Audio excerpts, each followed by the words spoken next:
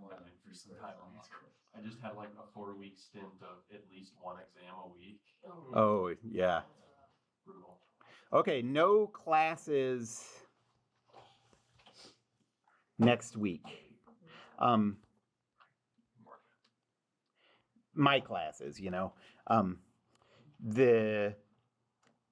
the school is having classes Monday and Tuesday. That's right.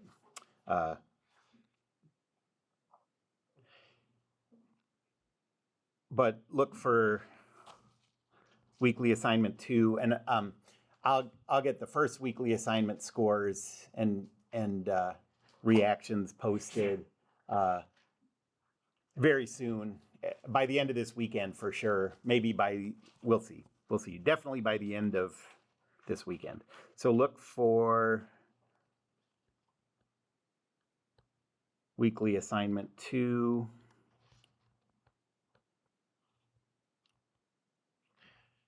Okay. So last time we did a structures problem. Does anyone have any questions about the homework? So we're just going to keep going. Did you? I didn't leave time for anyone to answer. So we're just going to keep going with structures. But here's the new thing. So it's no new rules or anything. It's just like something that some can be difficult for interpreting the rules. So remember I said, so we're going back to structures here.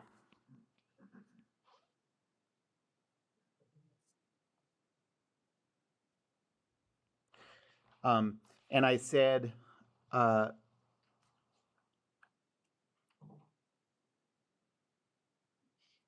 consider each joint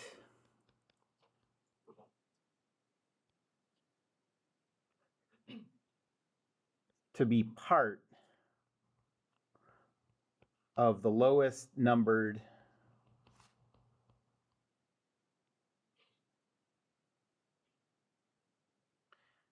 member contacting that joint.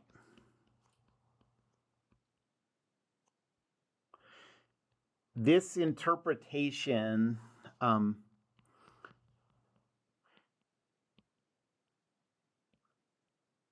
is, let's say, trickiest.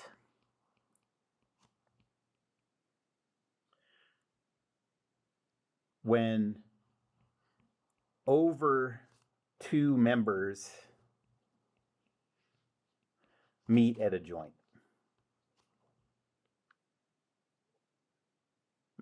That's not the meet I want. Meet at a joint. Okay, so that's what I want to talk about today. What we're talking about here is imagine a structure like this.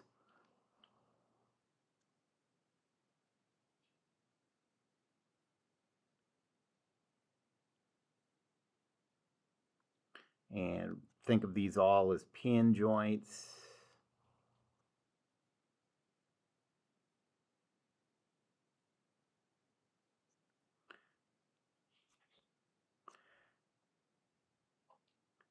And I'll put a roller here.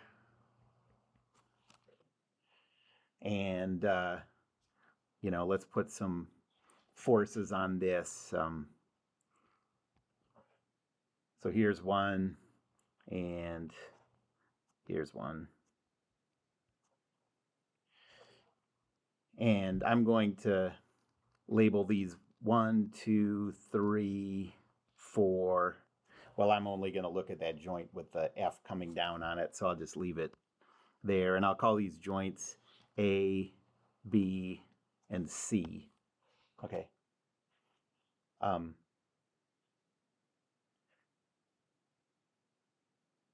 And so what's happening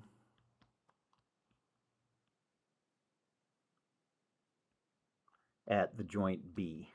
Okay.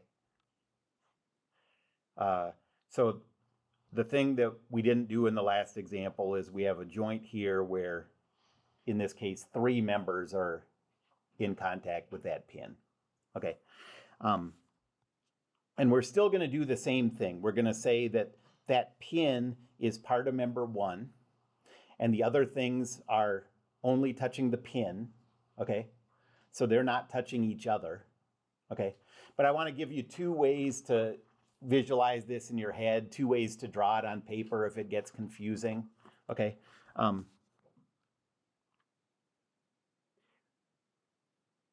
So here are 2 equivalent ways to think about it. They don't look the same. It's not immediately clear that it's the same way to think about it, but the math all comes out the same.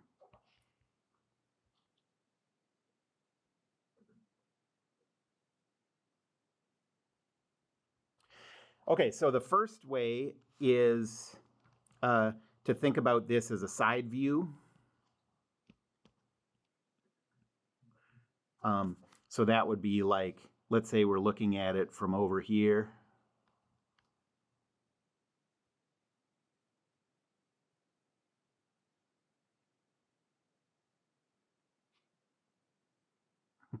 That's you. Look at your dumb face.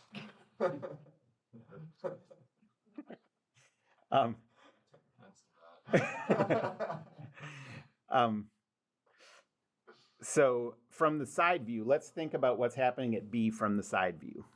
Okay. So you have an angled member 1 here. Okay.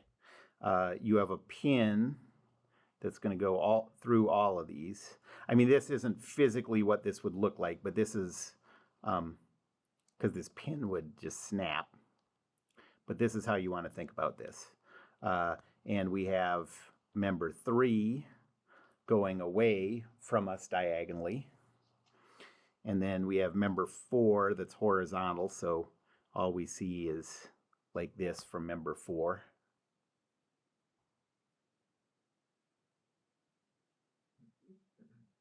And then we have the rest of the pin, and then here we have this force F. Okay? Yes? So does this count as the pin joint with 2 anchor positions so that it doesn't have the rotation? The pin joint, no. This is all 2D. All of these structures we're doing are 2D, so you don't have to worry. If you think back, that was only in the 3D joints that we had to think about those couples and stuff. In the 2D joints, a pin joint always just applies a force vector, an unknown force vector. So yeah, thankfully we don't have to worry about that kind of stuff here. And so now we're going to consider the pin to be part of the lowest numbered member at this joint. So I'm going to shade all of what we're considering to be member 1 in red. Okay.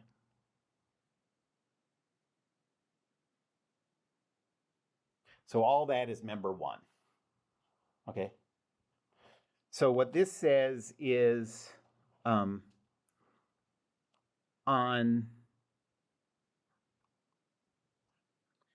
member 1 at this pin B,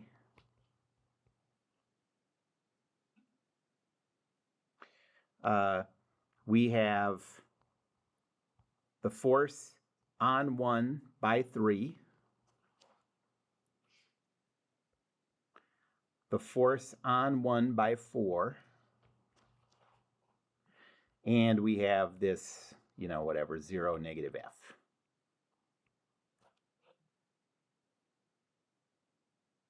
You see that? So, or in other words, if I'm drawing the free body diagram here, what we have here is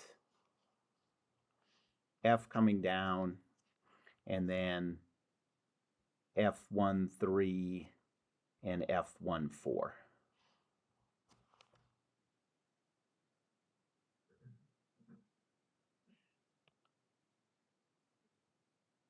that one's not too surprising, really.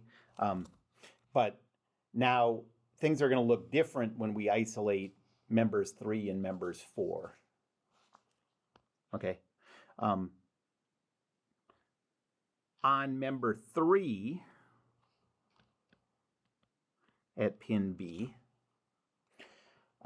what's touching member 3? Just member 1. Yeah, right. So exactly. So on member 3, all we have is, well, we've already defined F13. So all we have is F31, which is negative F13.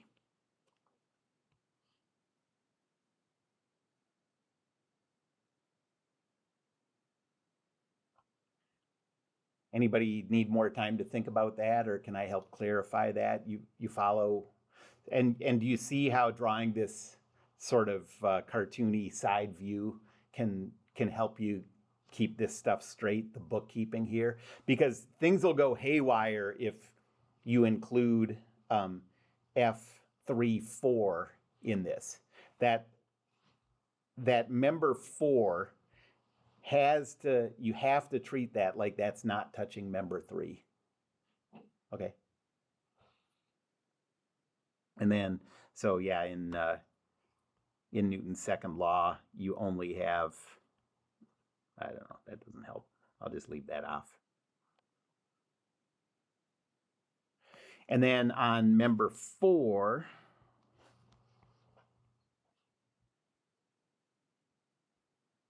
at B, that's coming this way. And look at this side view. What's member 4 touching? Member 1? Yes, correct. So all we have here is F41 negative F14. Okay? So at every joint in your free body diagram for the lowest numbered member, you have all of those joints and all of those other members connected at the joint, and you have any external loads at that joint. At the higher numbered members, all you have is the connection to the lowest numbered member. Okay. But if you get confused about that, you don't want to just remember it as like rules or whatever, this picture can help you keep that straight. Yep. If you wanted to know how much force our materials could support, Mhm. is the work for 3 and 4 done, and then you still need to do work at body 1 in order to split the pin off of that? Or Oh no, actually no, because that's just equal and opposite type stuff. Like if once you calculate the force on, so say you calculate the force on 1 by 3, okay, and that's a force vector. Then the force on 1 by the pin is just equal and opposite to that. At that point, at the contact with 3. So no, there's not really any more work to be done after that. Like you pretty much have the whatever answers you need. And we won't talk about how to, well, I guess when we get to internal loads a little later in this class, we'll talk about that kind of stuff a little bit, like get a little closer to being able to do that calculation. And then in D form, we'll get a little closer to being able to think about stuff like that. Okay. So so I said there's 2 equivalent ways to think about it. The first one is the side view. Okay. The second way is a 2D view. And let's just say, I'm just going to call it exploded. So we're just going to move those connections apart. Okay, so here is member 1. I'll move that down a little. And instead of putting all of those connections at the same pin, I'm going to treat it like they all have their own pins. Okay, so I'm going to put member 3 like this. And I'm going to put member 4 like this. And I'm going to put the force F like this. Okay, so I'm drawing it like all 3 of those are happening at different points. When we do the calculations, we're going to put them all at the same point. You can think of these as like 3 separate joints that are infinitesimally close together, you know? But let's use this to think about the connections again, you know? So the free body diagram at B for member 1. So this is member 1, this is member 3, and this is member 4. Okay. So from this drawing, you can see that. So what forces do we have here? We have F acting on 1. We have 3 acting on 1. And we have 4 acting on 1.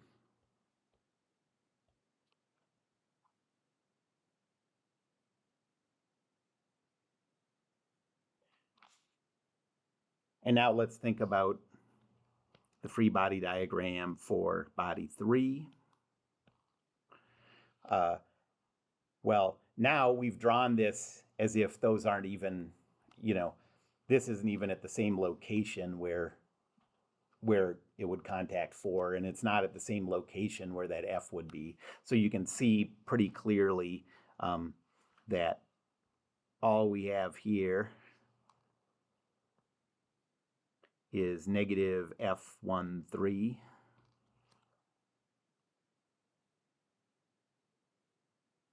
Okay, and then free body diagram for 4. You can see pretty clearly that's not touching 3. It's not touching, that F isn't acting on 4. So all we get here is negative F14.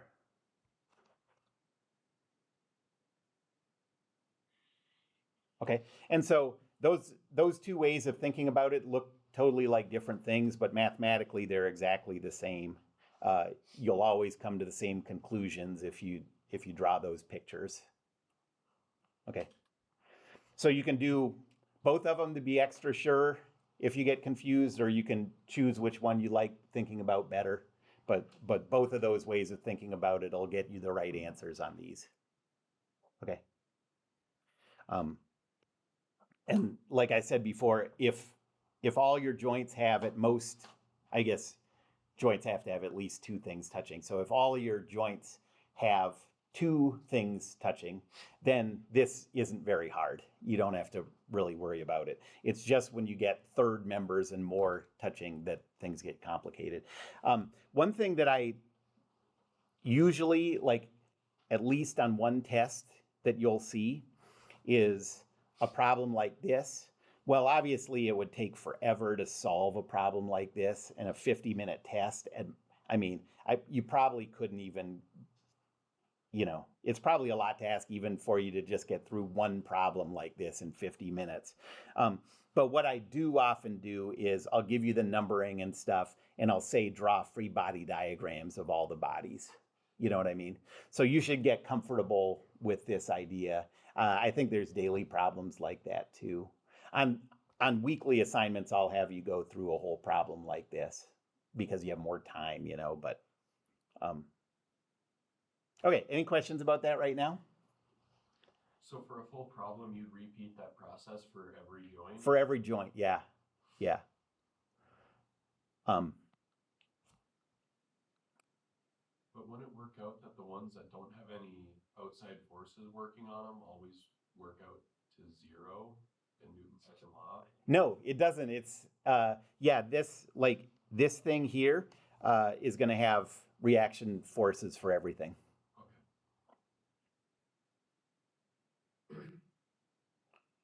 Okay, so let's do another example problem. What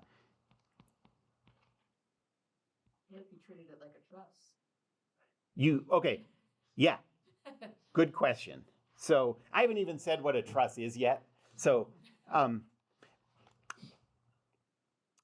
let me tell you what a truss is, but I'll tell you more in more detail later on.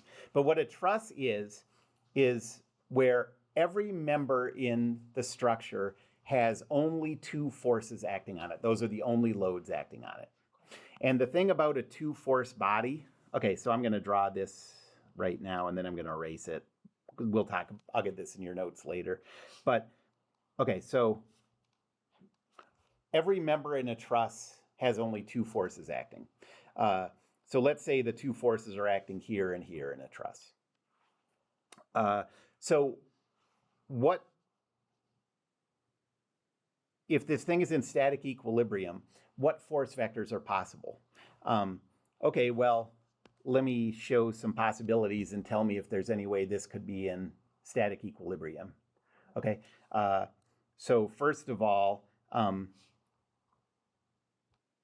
say you have a big force this way and a little force this way. Could that ever be in static equilibrium? No, because those forces don't add up to zero. So just from Newton's second law, okay, we know that those two forces have to be equal and opposite. Okay, if there's only two forces and it's in static equilibrium, they have to be equal and opposite. So now what about this? So now I'll draw two forces that are equal and opposite. So this satisfies Newton's second law, but could this be in static equilibrium? No, because this will rotate, because this is a couple and that's producing a moment. Okay, so for any two-force member that's in static equilibrium, the only possibility is that these forces are equal and opposite along that line between the two joints. It can be away or it can be toward, but it has to be along that line. Okay, so that's a lot of restrictions on the reaction loads if you have all two force members. And so that's what you take advantage of with the truss simplification. Okay, but so now the problem is, I mentioned before, like if you just include the weights of the members, it's already not a truss. Well, you want to include the weights of the members pretty often. There's some cases where it doesn't make that much of a difference, but so in a problem like this, so if I gave masses for these things, it wouldn't be a truss. But in this case, even if I didn't include if we were neglecting the weights of these, this is not a truss because of this one force here that's acting at the midpoint. And that throws everything off for this, So, because then you have a force on this member at the top, at the bottom, and one in the middle, and that's not a, yep. So then for instance, for body one, would you say that one force on the one side is actually the sum of those other? Yeah, exactly. So remember when I did the free body diagram after we finished the problem last time, and I said, now add up all the forces acting at the single point. So any forces acting at a single point, if there's 5 of them, you add those up, and that's the one force vector at that point. Yep, exactly. Okay, so we'll talk about the truss simplification later on, but the reason you can't use, you could use the truss idea on part of it and cut down the number of variables a little bit, but this thing isn't a truss because of this horizontal force. Because that transfers through the whole thing. It does transfer through the whole thing, although these are still, all of these first 6 members are still two force bodies.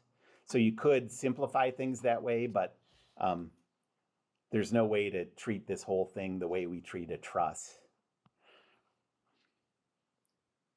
Okay, so let's do this. So let's say we have a pin joint here.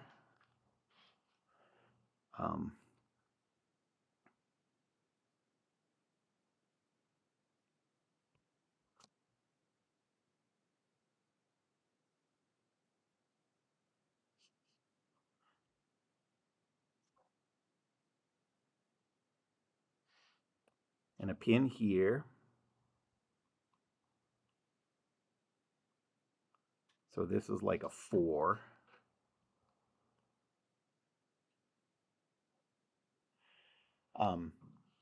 And let's say that this pin over here is connected to a slot, slides in a slot in this wall that makes an angle of 20 degrees with the horizontal. And then we'll put a 500 Newton force here. And I'm going to call this member 1, 2, 3. And I'm going to call this 1 meter, 1 meter. Everything's at midpoints. And so this is a 45, 45, 90 triangle. And let's say that the masses of member 1 and member 2 are 20 kilograms. And the mass of member 3 is 15 kilograms.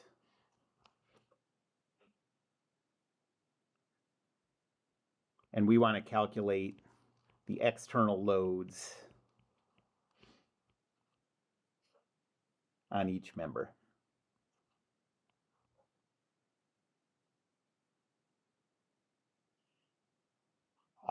Okay, so is there any way to figure out, looking at this, how big of a system of equations we're going to end up with?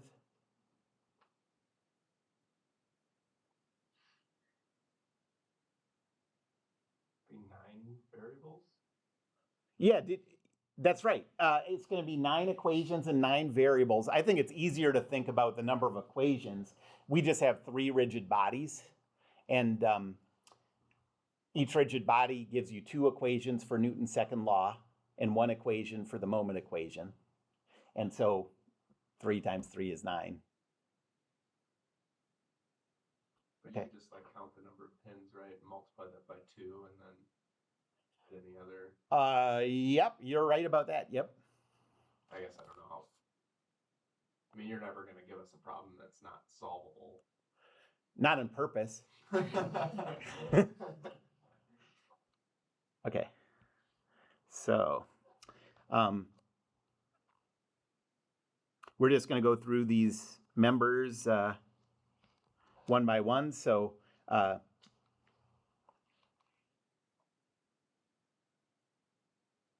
member 1. Down here we have, I'll call that, I guess I'll name these, I'll call this A, B, C, D. So I'll call this reaction RA. We have a weight here of 20 times 9.81, so 196.2.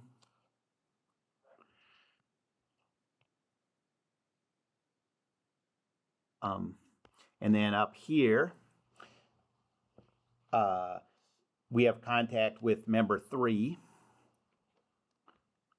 So that's the force on 1 by 3.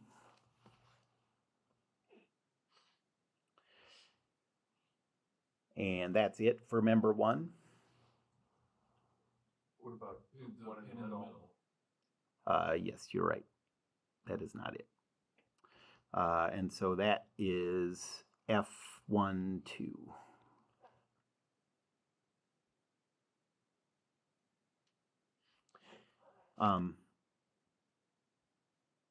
And then rho, force, moment.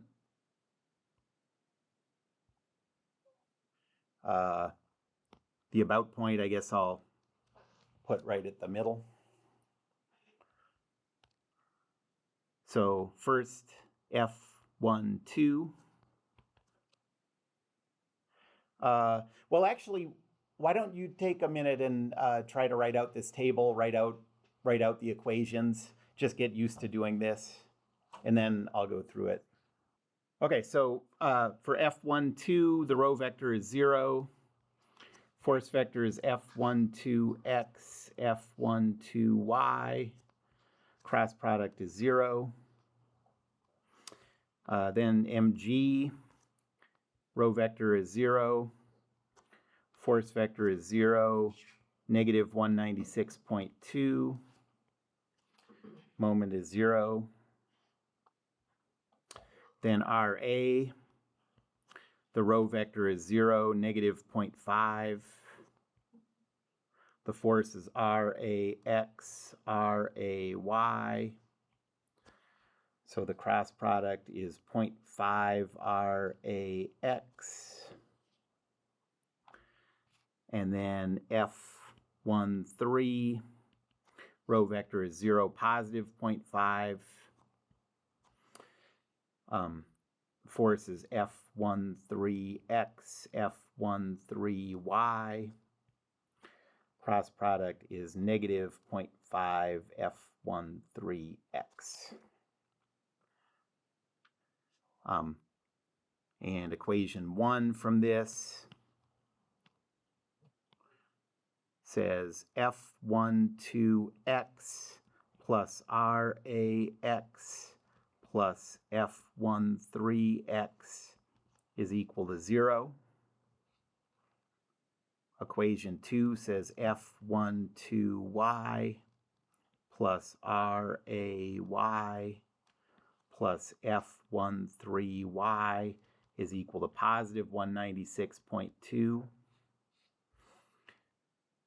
And equation 3 says 0.5 RAX minus 0.5 F13X is equal to 0.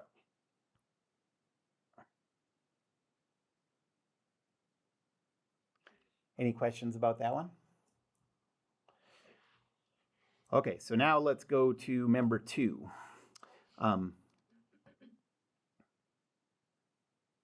So first, just take a minute and see if you can draw out the free body diagram at joint D. I guess the trickiest part is going to be joint D, but draw the free body diagram, for body 2. Okay, so see if you can do that, and then I'll do the free body diagram and just hold off now, and then I'll let you do the table. So here,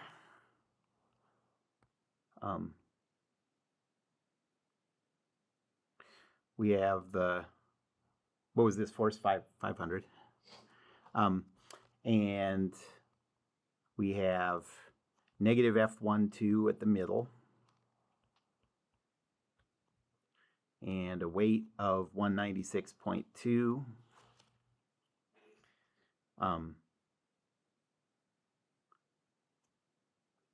And at D, the pin that's going through the members and also into that slot is part of member 2. Okay, because member 2 is the lowest numbered member connected at that joint.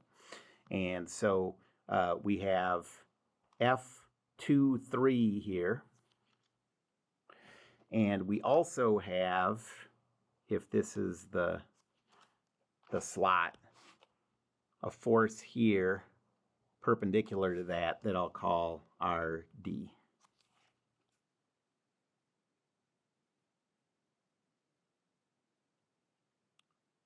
Any questions about that?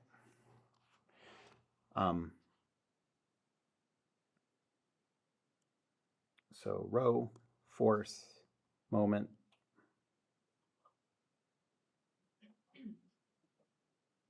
I'll put the about point here. I don't know, doesn't matter where you put it.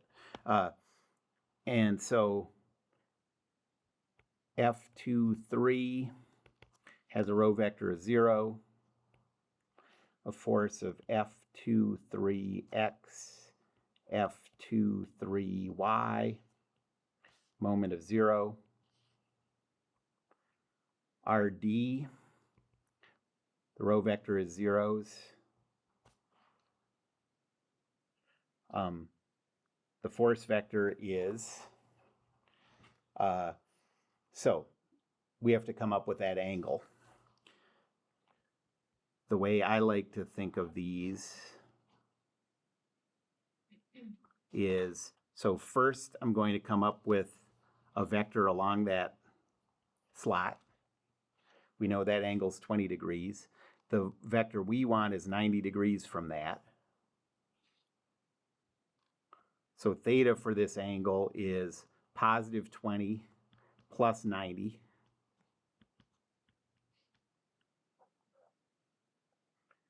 And so this force vector is RD times the cosine and sine of 110 degrees.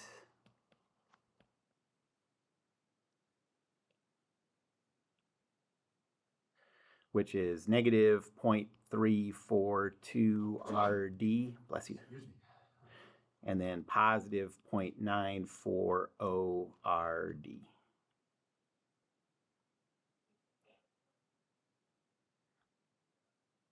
So that's this force vector.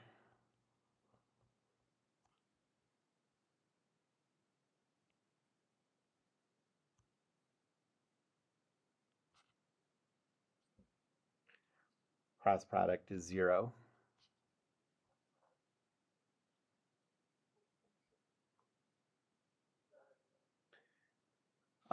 Then negative F12. That row vector is negative 0.50. The force is negative F12x, negative F12y. Cross product is 0.5 F12y.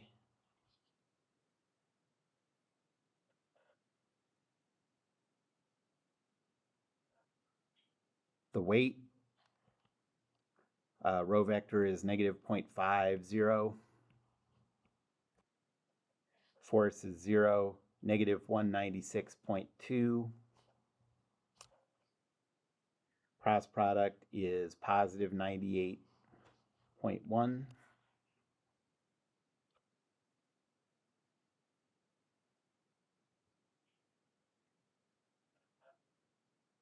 And then the 500 Newton force, the row vector is negative 1, 0. The force is 0, negative 500. Cross product is 500.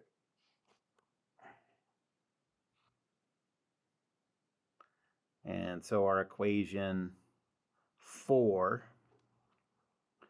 says F23x minus 0.342 RD minus F12x is equal to 0.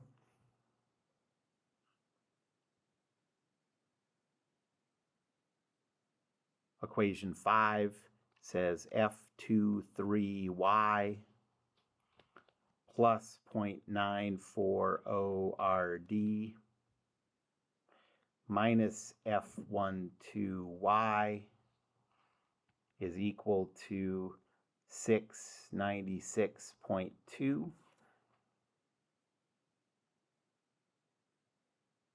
And equation 6 says 0.5 F12y is equal to negative 598.1.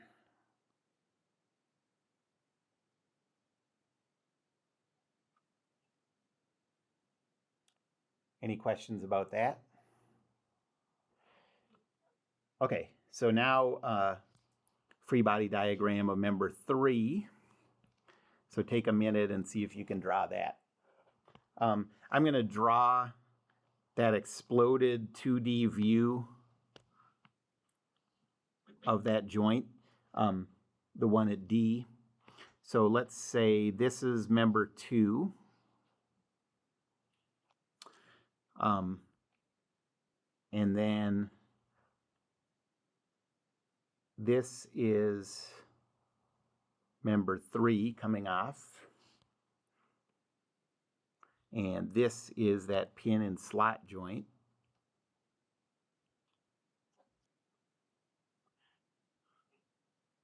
So you can see that member 3 doesn't make any contact with that pin and slot joint. Okay? And so the free body diagram, well, this isn't a free body diagram.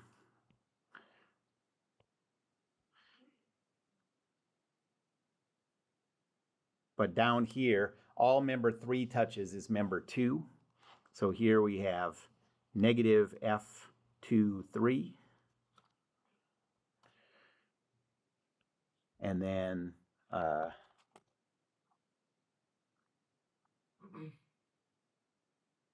14 times 9.81. So 137.34. Oh, on my notes I have 14. So 145.25.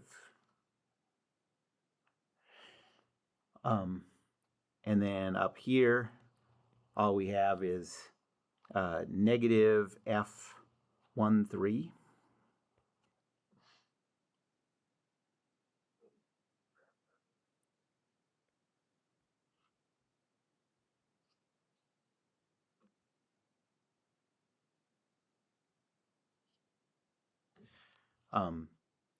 And I'll put the about point down here.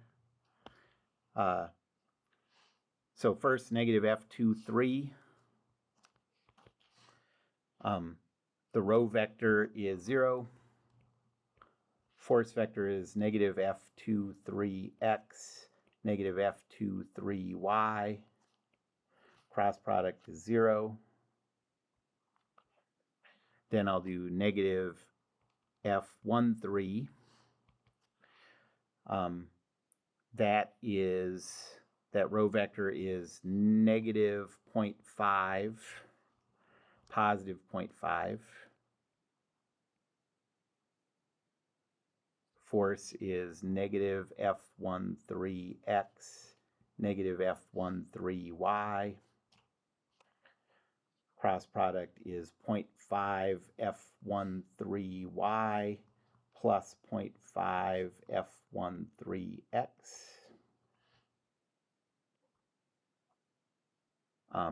And then the weight force,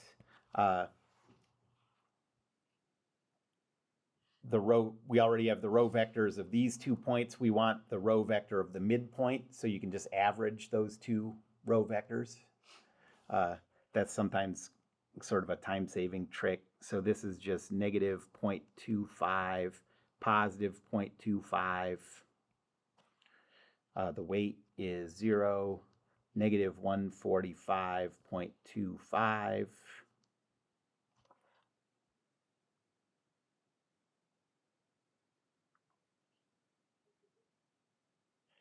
And the cross product is 72.625.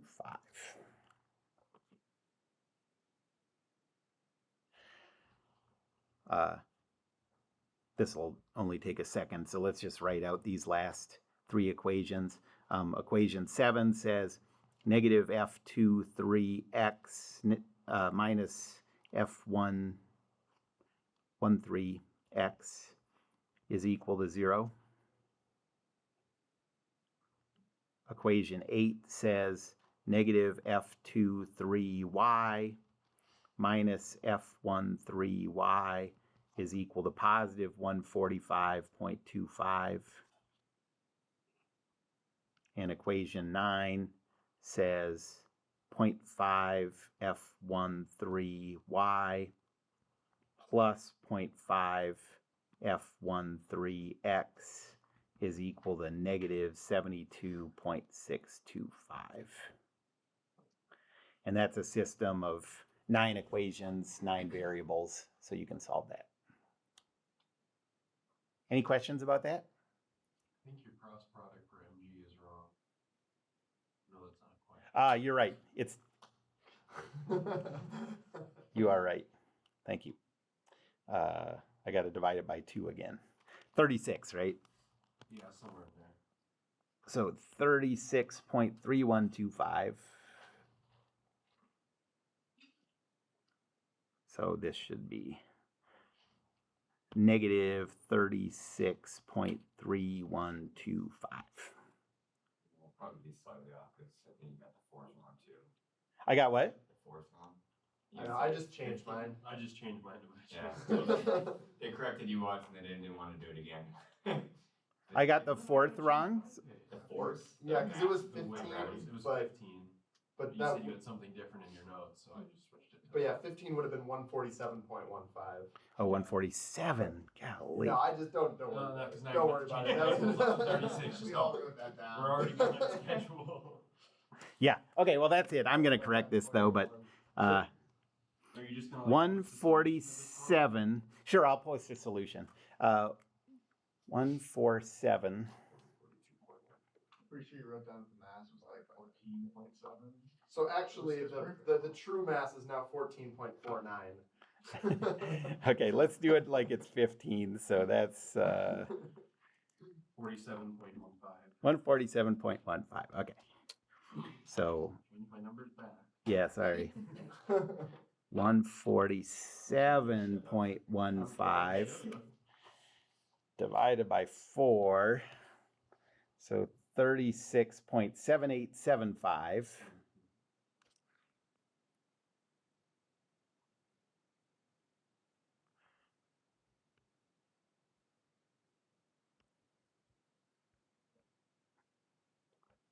Okay. And yeah, I'll put I'll link a solution to this in the announcements. Okay. Okay.